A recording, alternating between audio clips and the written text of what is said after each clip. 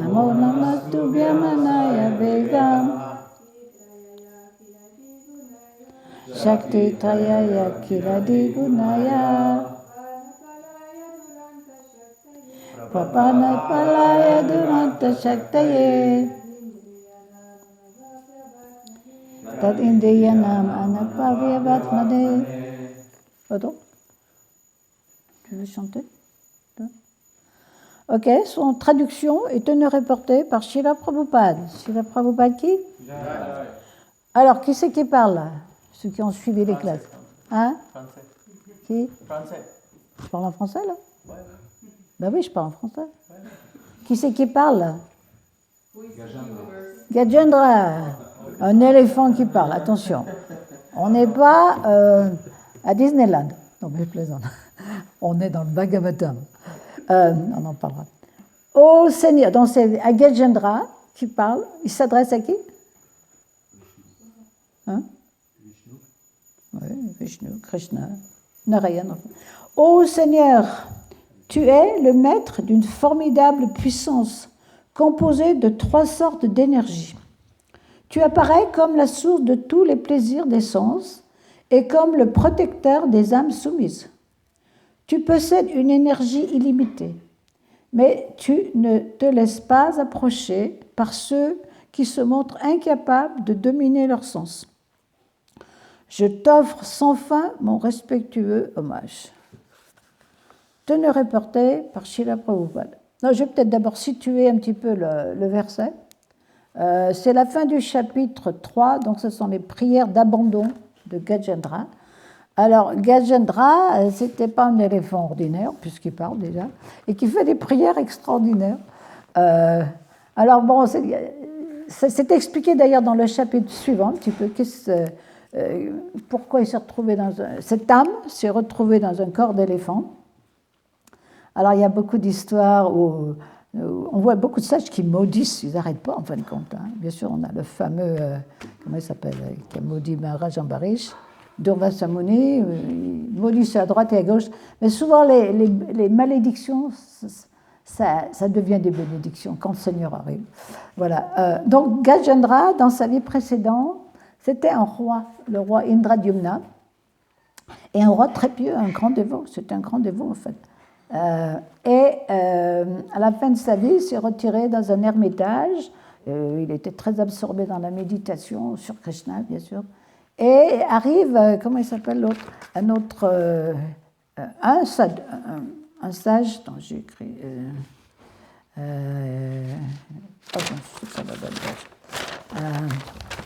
Pour vous situer son nom. Agastya Rishi, qui est venu avec ses disciples.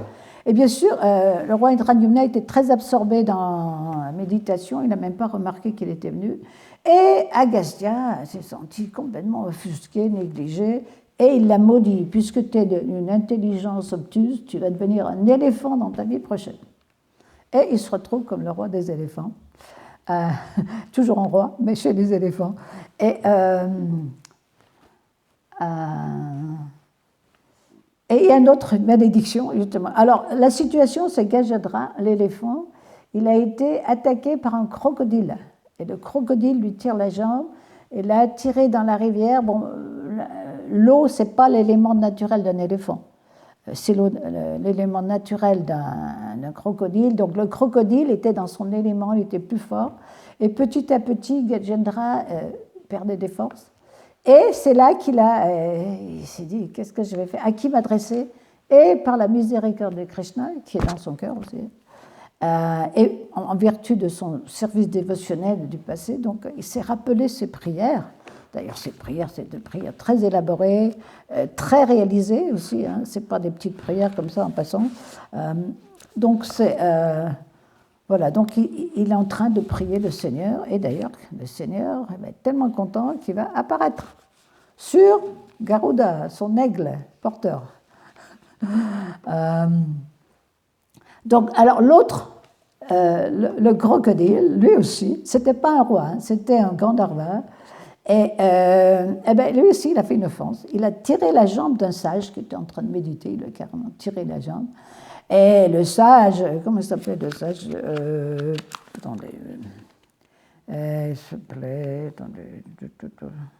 Il s'appelait le roi Ouhou. Devalarishi l'a maudit, puisque tu es comme ça, tu vas devenir un crocodile. Et on sait que les crocodiles, ils attrapent. Hein. D'ailleurs, c'est la situation de Gajendra. Donc, tu vas devenir un crocodile. Bon, il n'était pas trop content, le roi Ouhou, hein. Mais bon, ils ont bien été obligés d'accepter. Mais Indradyumna, il a accepté tout à fait la malédiction. Ok, c'est la volonté du Seigneur. C'est ce qu'a fait le roi Parikshit, d'ailleurs. Voilà, donc la situation, on a deux rois qui se retrouvent dans des corps d'animaux, et il y a une bataille. Il y a une bataille. Gajendra est menacé, bien sûr, de perdre sa force et aussi sa vie. Donc voilà, donc, la situation où il donne ses prières. Alors j'ai essayé de rechercher un petit peu parce que quand même, bon, on sait que l'âme est différente du corps. Hein. Bon, en principe, on sait ça, mais c'est pour ça qu'un éléphant, c'est l'âme qui parle. Hein. Bien sûr, c'est l'âme qui. C'est le Seigneur qui lui a permis de se rappeler. Hein. D'ailleurs, il y a un verset de la Gita, Krishna dit, de moi vient le souvenir, l'oubli aussi. Donc là, tout est venu de ses activités dévotionnelles passées. Le Seigneur lui a remis en tête les prières. Hein. Elles sont revenues. Et au début du chapitre, Prabhupada dit, c'est pour ça que c'est important que tous les dévots se souviennent de prières. Parce que dans les moments de danger, que dire au moment de la mort? Bien sûr, la prière principale, c'est le mantra, mais c'est bien de se rappeler d'autres prières, et pas seulement dans les fonctions ordinaires. Hein. Il y a des dévots qui savent beaucoup de prières. Donc ça peut nous sauver hein, dans les accidents. Il y a un dévot, je me souviens, il avait failli avoir un accident, et alors il ne s'était pas souvenu, il s'était souvenu d'une publicité. Tu sais, il y a des petites chansons. Alors il disait, oh là là, c'est grave ça. Il ne s'était pas souvenu de Krishna. Bon, mais bon, plus on pratique, plus on a de chance de s'en souvenir. Voilà, donc, alors j'ai cherché, comme je disais dans le chapitre, comment il a parlé, parce que j'étais curieuse, tu vois. Parce qu'une voix d'éléphant, vous avez entendu les éléphants parler, rugir. À Mayapur, je viens de Mayapur, les éléphants, c'est une voix forte. Est-ce qu'il s'est adressé en voix d'éléphant ou est-ce qu'il a parlé à Krishna par télépathie, parce que Krishna est dans son cœur? Enfin bon, je n'ai pas trouvé un. Mais au début du chapitre, Prabhupada disait, il parlait à voix basse, parce qu'il avait perdu des forces. Enfin, s'il y a des érudits qui peuvent me dire, c'est quand même assez mystérieux. C'est aussi pour expliquer aux gens, tu vois, parce qu'il y a des choses extraordinaires dans le Bhagavatam. D'ailleurs, il y a eu un article écrit par Vishakadasi, publié dans Dandavad, qui parlait de toutes les choses extraordinaires qu'on a du mal à... Alors, des éléphants, qui soutiennent l'univers. Qu'est-ce qu'il y a encore? Des Timigala,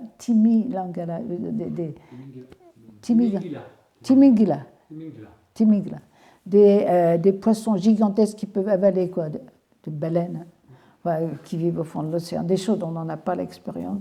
Et que dire, bon, les expansions de Krishna, combien de personnes pouvaient résider à Dwarka, qui géographiquement ça paraît petit. Alors il y a plein de choses qui sont assez inconcevables, donc qui demandent de la foi, ou parfois quelques explications si on les a. Hein. Donc voilà, on en est ici. Les prières. Bon, je vais lire la teneur reportée, si j'arrive à voir quelque chose. C'est dur, moi. Puis en plus... Ok, alors, Srila Prabhupada dit l'attachement, la cupidité et la concupiscence représentent trois forces extraordinaires qui empêchent l'être de se concentrer sur les pieds pareils au lotus de Dieu, la personne suprême. Ces forces agissent ainsi parce que le Seigneur n'aime pas se révéler aux abhaktas ou aux athées. Cependant, quand on s'abandonne à ses pieds pareils au lotus, ces obstacles disparaissent et l'on peut alors réaliser Dieu, la personne suprême. Ainsi, le Seigneur est-il le protecteur des âmes soumises. On ne peut devenir un bhakta à moins de s'abandonner à ses pieds pareils de lotus. Alors le Seigneur donne à l'être, en son fort intérieur, l'intelligence, grâce à laquelle il pourra retourner en sa demeure originelle, dans le royaume de Dieu. On va relire le verset là. Gajendra qui parle. Ô Seigneur, tu es le maître d'une formidable puissance composée de 3 sortes d'énergie. Tu apparais comme la source de tous les plaisirs des sens et comme le protecteur des âmes soumises. Tu possèdes une énergie illimitée, mais tu ne te laisses pas approcher par ceux qui se montrent incapables de dominer leur sens. Je t'offre sans fin mon respectueux hommage. Om Gyana Timirandasya Gyananjana Shalakaya Chaksurum Meritam Yena Tasmai Shri Gurave Namah. J'offre mon hommage respectueux à mon maître spirituel qui m'a éclairé du flambeau de la connaissance. Voilà, donc il y a toujours les teneurs et portées de Prabhupada, c'est toujours tellement riche. Il y a beaucoup à dire. Là, le verset, c'est aussi une continuation du verset précédent. Le verset précédent où Srila Prabhupada parlait justement du yoga, de ceux qui sont... il y a toutes sortes de yoga de nos jours, mais il dit c'est pas présenté, il ne présente pas le fait de contrôler leur sens. Bon, on va dire, on peut faire n'importe quoi toute la semaine, on va méditer, faire un peu de yoga pour 1 heure ou 2. Alors là, ce qu'il dit Prabhupada. De nos jours, des individus qui n'ont aucune maîtrise de leur sens, qui n'ont aucune compréhension de la philosophie et qui ne suivent pas les principes ou les règles de la religion, prétendent néanmoins être des yogis. Il s'agit là de la plus grande anomalie dans la pratique du yoga. Parce que le yoga, c'est union avec Dieu, bien sûr. Tous les yogas, toutes sortes de yogas, il faut contrôler ses sens et son mental, qui est le plus puissant des sens. On en sait tous quelque chose. Voilà, donc c'est un des 3 obstacles, les formidables puissances. Formidables. Hein. Le mot sanskrit, c'est asaya. Et il y a aussi un autre mot qui est utilisé, duranta. Donc, des énergies dont il est très difficile de triompher. D'ailleurs, le sanskrit, en français, on a le mot dur. Ça vient du sanskrit, duranta, dur. Mama, Maya, Duratyaya. Krishna dit dans la Bhagavad Gita, cette énergie matérielle Maya est très difficile à surmonter. Elle n'est pas très difficile, elle est impossible à surmonter, à moins qu'on s'abandonne à lui. Donc là, le mot utilisé est une puissance extraordinaire, des puissances extraordinaires, formidables. Ça y est. Sûr, ce sont les énergies du Seigneur. Alors, on a besoin de son aide et s'abandonner à lui, parce que tout seul... les yogis, c'est la différence entre le bhakti yoga et d'autres sortes de yoga, comme l'astanga yoga. L'astanga yoga, ils vont se retirer dans la forêt, assis sur une peau de daim. Si je cherche le mot, une peau de daim, et contrôlent leur sens, pas question d'aller boire un coup café du coin. Non, c'est le contrôle, pas d'association avec le sexe opposé, et contrôler son mental et ses sens. Et alors que le bhakti yoga, bien sûr, le but c'est pas ça. Le but c'est développer notre amour pour Krishna. Et bien sûr, la pratique du bhakti yoga, il faut contrôler son mental et ses sens. C'est pour ça que. Mais c'est à travers cette pratique, Krishna nous aide. C'est en utilisant nos sens et notre mental au service de Krishna qui sont contrôlés. C'est quand même plus facile. Prabhupada donne l'exemple. Il y a beaucoup d'exemples,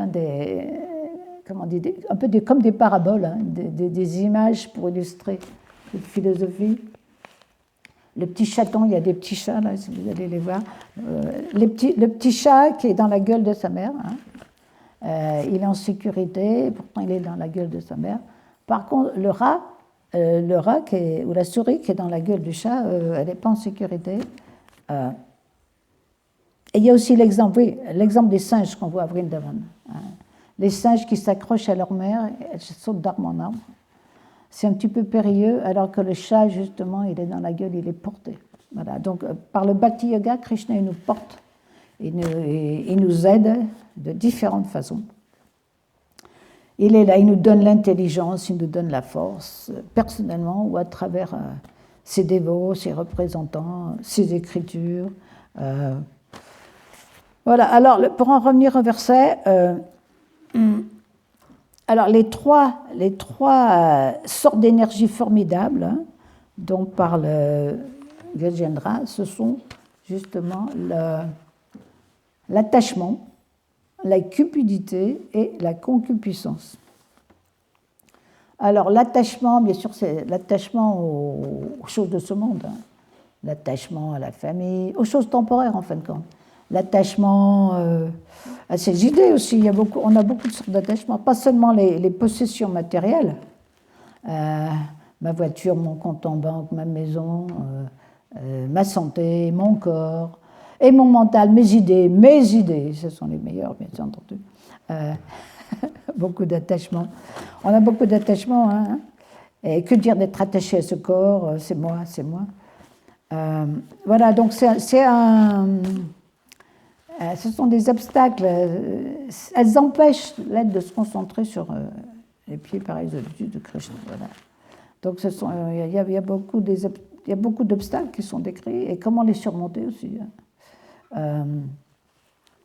Et d'ailleurs, je crois que c'est Vishwanath Chakravarti Thakur qui dit comment justement ces obstacles ils peuvent être tournés à notre bénéfice si on s'attache à Krishna, par exemple.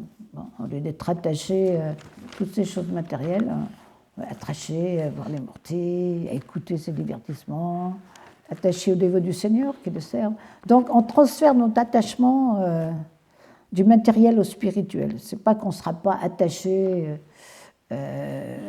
Notre nature, c'est d'avoir des désirs. Être attaché à Krishna, ça c'est garantie de succès. Alors l'attachement à l'autre, c'est la cupidité. Cupidité, c'est-à-dire on en veut toujours plus. On en veut toujours plus. Surtout notre société, la société de consommation, il faut consommer. Et on est des machines, on n'est plus acheté, on n'est plus appelés des citoyens, on est des consommateurs. Carrément, ils nous donnent l'étiquette consommer, acheter. Les choses ne sont pas faites pour durer. L'obsolescence programmée, parce qu'il faut continuer à acheter. Donc, et puis, bon, la publicité, c'est pour créer des désirs artificiels. Bien sûr, il y a tout un mouvement beaucoup de gens qui se révoltent contre cette idée et qui rejoignent notre philosophie, la vie simple et la pensée élevée. Hein. La vie simple et la pensée élevée, parce que la vie compliquée et plus de pensée. Tu ne penses pas, tu consommes. D'ailleurs, certains des premiers à avoir établi la publicité, ils disaient carrément il faut encourager cette cupidité. C'est carrément leur programme, tu vois. Créer ces besoins auxquels personne n'aurait pensé. D'ailleurs, le peuple le plus heureux au monde, devinez qui c'est? Oui, mais une partie spéciale, c'est du Bhoutan, je crois. Bhoutan. Alors là, on ne peut pas vivre plus simplement qu'au Bhoutan. La vie simple, il n'y a pas les grands magasins, les grandes surfaces, la mode, etc. Et les gens heureux, vie simple, ils ont une philosophie de vie. Alors le troisième obstacle, c'est quoi? La concupiscence. Bien sûr, un mot terrible. La concupiscence, c'est-à-dire, c'est le désir de satisfaire nos sens. Bon, c'est pas seulement en rapport avec la sexualité, hein, c'est kama, le désir de satisfaire nos sens grossiers et subtils, le mental aussi, indépendamment de Krishna, voilà, tout ce qui va... alors bon, c'est pour ça qu'on est dans le monde, hein, c'est parce qu'on avait tous ces désirs matériels, hein. Et Krishna nous a donné une chance, ok, vas-y. C'est pas possible que nos désirs matériels soient satisfaits dans le monde spirituel, bien sûr. Donc il dit, ok, allez-y. Il nous donne un corps, différentes sortes de corps, pour justement faire l'expérience de ce plaisir des sens dans la matière. C'est pour ça qu'il y a 8 400 000 espèces de vie quand même, c'est beaucoup. Ça correspond à différentes sortes de plaisirs des sens. Alors quelqu'un qui a vraiment envie de voler, il y a des gens qui passent aussi leur vie dans l'eau. Hein, c'est pas la peine qu'ils aient un corps humain. Krishna va leur donner un corps de poisson, heureux comme un poisson dans l'eau. Donc voilà, il faut qu'on fasse attention à nos désirs. Quels sont nos désirs qui prédominent? Bien sûr, ça ne veut pas dire qu'il ne faut pas aller nager, se baigner.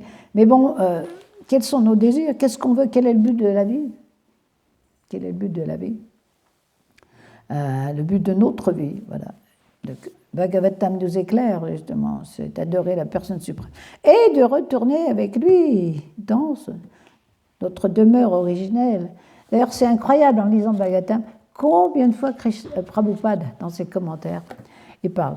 Retournez dans votre demeure originelle, dans le royaume de Dieu. Là, on est comme des poissons hors de l'eau, hein, pour continuer l'exemple du poisson. On est comme des poissons hors de l'eau, on essaie d'être heureux. Et en fin de compte, ce soi-disant plaisir des sens, on dit la sense gratification, comment on dit en français, plaisir des sens. Gratification, gratifier. Est-ce que nos sens sont vraiment gratifiés? Enfin, moi, on essaye, hein, on essaye toujours, ça fait des millions d'années qu'on essaye de les gratifier de différentes façons. Ça veut dire que ça ne marche pas. Alors on essaye de différentes façons, dans différents corps. Krishna nous donne plein d'opportunités, mais comme disait quelqu'un qui n'est pas I can find no satisfaction. Je ne peux pas trouver de satisfaction. Et on en est toujours là, à essayer. Oui, parce que l'autre exemple qui est donné, c'est l'oiseau dans sa cage. Un oiseau dans sa cage. Si tu peux polir la cage, la repeindre, la décorer, tout ça. Mais si tu nourris pas l'oiseau, il va mourir. Donc voilà, l'âme, elle est prisonnière de ce corps, et c'est l'âme qu'il faut nourrir. C'est l'âme qui sera satisfaite au contact de Krishna et de son service.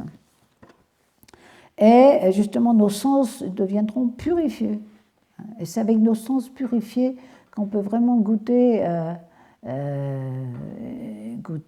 la présence du Seigneur, goûter au Saint-Nom, goûter à son service. Donc plus on se purifie, plus ça sera une expérience joyeuse. Voilà. Et le plaisir matériel, au début, ça paraît super. Mais à la fin, comme Krishna dit dans la Gita, c'est du poison. Parce que on fait des activités pécheresses, on va contre les lois de Dieu, et il y a une réaction karmique, notre karma, et après on doit souffrir. Bon. Alors c'est pas vraiment intelligent de se lancer là-dedans. Alors que la vie spirituelle, au début, ça peut paraître, il y a des austérités, hein, ça peut paraître un peu comme du poison, ouais, contrôler les sens, le mental. Oui, puis on a tous des passés différents. Hein. Rien dans cette vie, on a pu faire plein de bêtises. Moi, j'en ai fait beaucoup. On a fait plein de choses qui allaient justement... on a essayé de gratifier nos sens, de leur faire plaisir, mais ils ont été très ingrats, ils n'étaient pas satisfaits. Alors Krishna a un tout petit service pour lui, il sera très content. Alors, déjà, si on est intelligent, on servira à l'endroit ou à la personne où on va bénéficier, quoi. Même si au début, ce n'est pas immotivé, si on est intelligent, on dit c'est là que je vais être heureux. Voilà. C'est ce que Krishna, il n'arrête pas de nous répéter. À travers le Bhakti Yoga, vous allez me comprendre, vous allez éprouver ce bonheur. C'est pour ça que Krishna, il apparaît de différentes formes. La forme des Écritures, le Mahamantra, la Chamurti, la forme du Seigneur. On peut la toucher, les dévots qui vont sur l'autel, toucher le Seigneur. Alors, c'est vrai que c'est spécial. On peut oublier le désir de toucher les choses matérielles en touchant le Seigneur, en écoutant ce qui a ses gloires, en écoutant ses divertissements. Quel autre sens? Louis, écoutez Shravanam, Kirtanam, écouter, chanter. Donc on peut purifier nos sens, spiritualiser nos sens.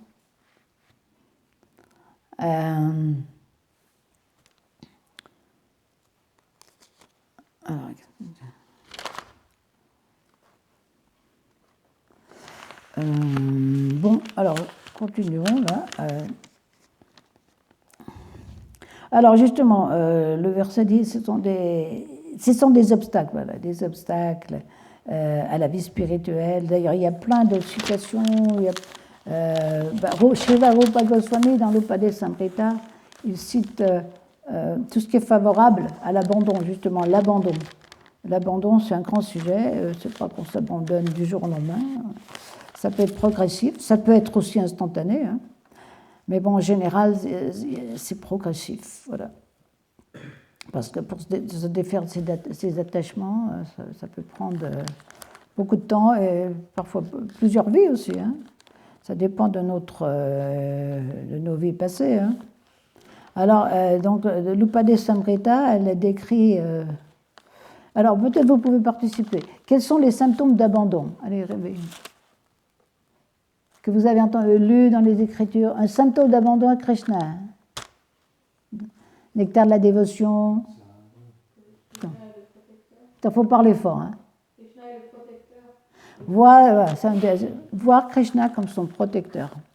Bon, ce n'est pas son assurance vie qui va forcément nous procéder, son compte en banque. C'est Krishna le protecteur ultime. Hein. On a vu. Hein. S'il veut nous tuer, on ne peut rien faire. S'il veut nous protéger, personne ne pourra nous faire de mal. Hein. Donc, c'est notre protecteur ultime. Très bien. D'autres symptômes d'abandon? Personne d'abandonné. Elle est abandonnée. Accepter ce qui est favorable et rejeter ce qui n'est pas favorable au sein de l'autre. Voilà. Accepter ce qui est favorable et rejeter ce qui n'est pas favorable. Voilà. Et c'est... Hein? L'humilité, oui. Oui, l'humilité, oui. Krishna as the protector, humility, accepting and rejecting favorable. C'est ce qu'elle disait, oui. Krishna as the master.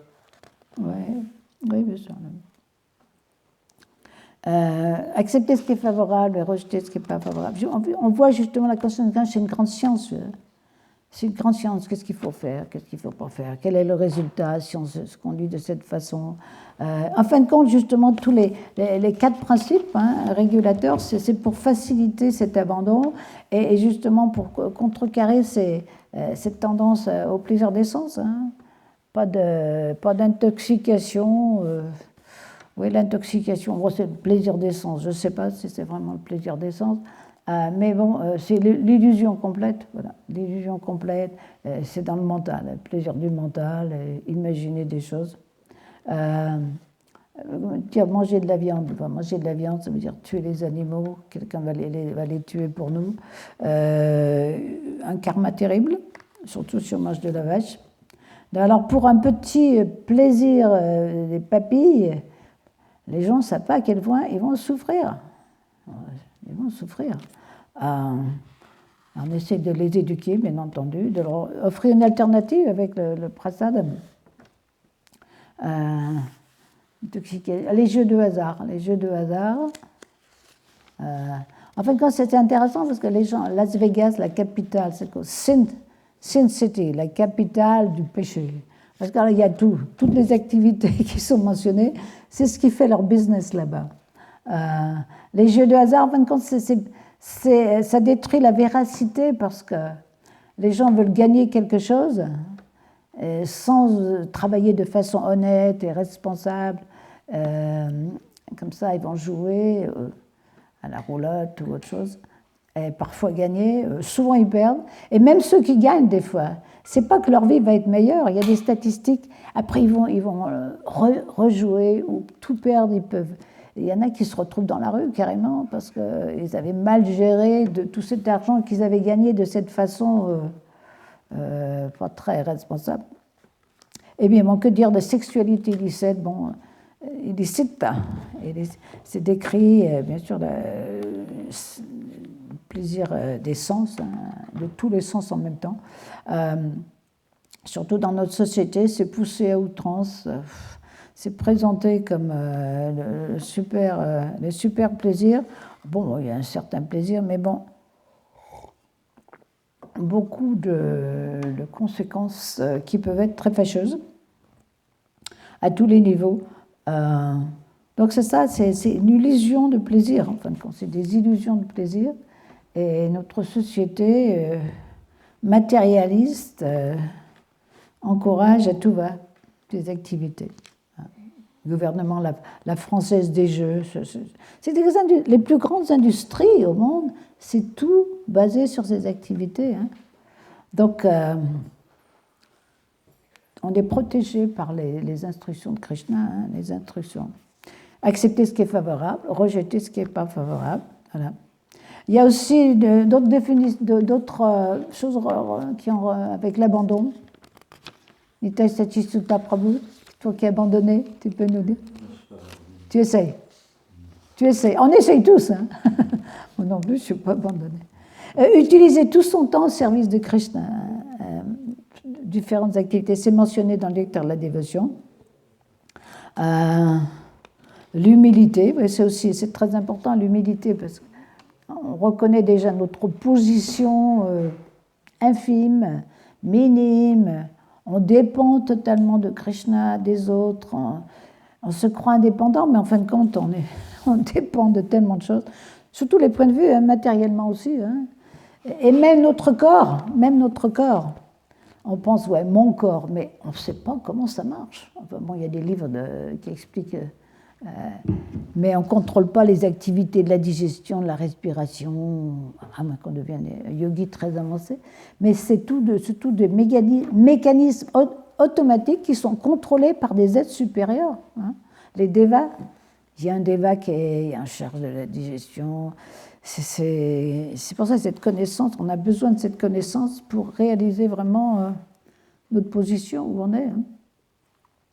Tout petit, et on dépend aussi de Krishna, bien entendu, pour tout, hein, on dépend de Krishna.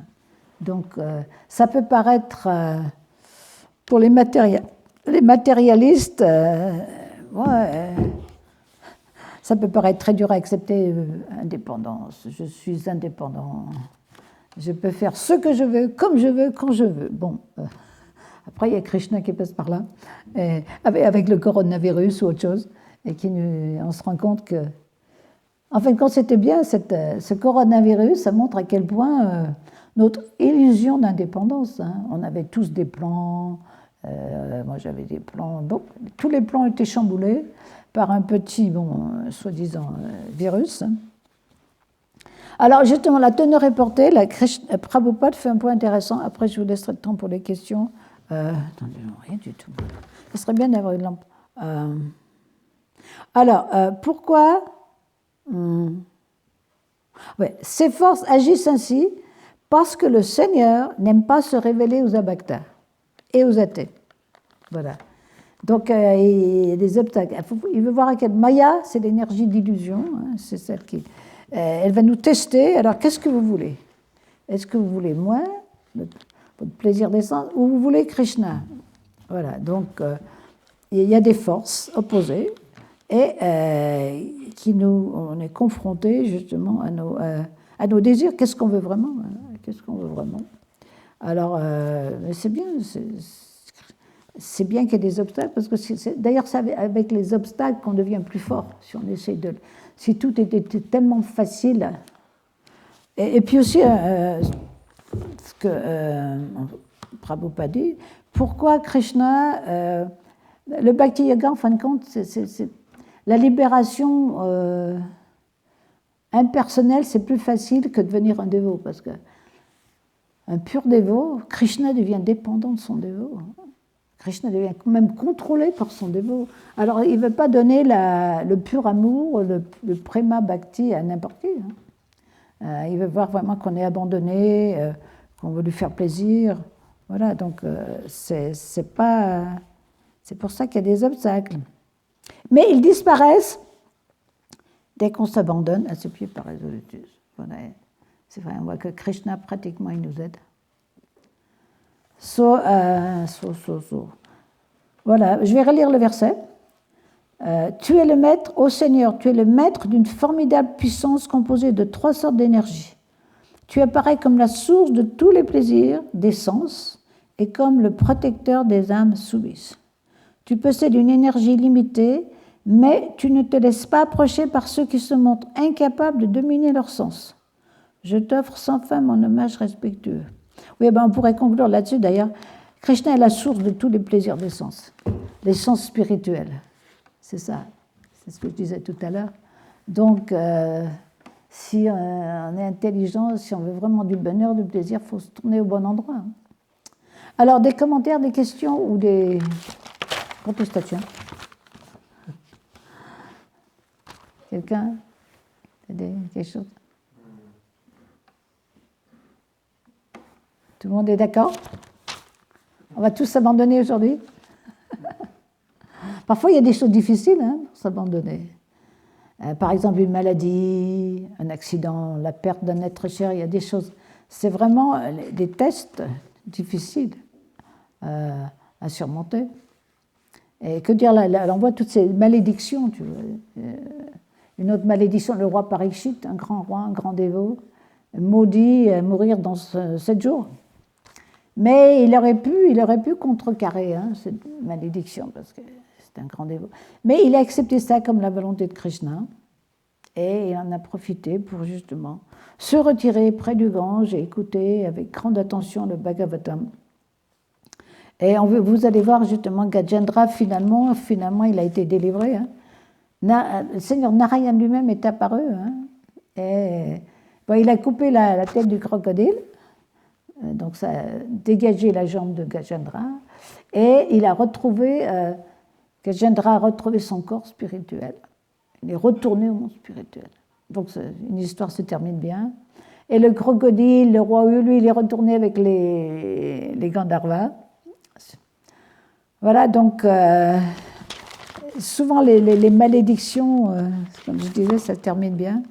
Alors on peut voir les obstacles aussi, ça peut être une occasion de grandir, de devenir plus sérieux aussi, plus abandonné à Krishna. D'ailleurs, un pur dévot, il voit toujours tout est positif, même si ça paraît très dur. C'est toujours la miséricorde de Krishna pour nous détacher de ce monde, parce qu'on est vraiment attaché. Des fois, il y a besoin de choses dures pour attention, mais qu'est-ce que je fais là, dans ce monde de misère? Surtout quand on devient vieux, on commence à réaliser la mort, la naissance, la maladie, la vieillesse. Comme on dit chez nous, c'est pas de la tarte. C'est pas de la tarte. C'est pas du gâteau. Mais bon, tout ça, c'est pour nous détacher. C'est vrai que ça marche, franchement. On n'a plus envie de penser au plaisir des sens. Parce que on n'a plus envie. On voit que le résultat, c'est... Il faut galérer en ce monde, il faut galérer dans ce corps de matière. Alors, Krishna il fait bien les choses, bien sûr, comme toujours. Il nous donne le temps, avec la vieillesse, de nous détacher. Déjà, les sens, ils peuvent moins faire de choses. On perd la vue, on n'entend pas bien, on ne voit pas bien, je ne vois pas bien. Donc voilà, déjà, nos sens matériels, ils commencent à plus bien fonctionner, on ne peut plus digérer, enfin bon, plein de choses. Il y a toutes des bonnes listes, les listes. Bon, t'as une question? Personne. Toi? You? Non, you? jamais de question. Hein? Je sais pas, j'ai pas de question. Pas de question, pas obligé. Ok, Srimad Bhagavatam qui? Srila Prabhupada qui? Jai.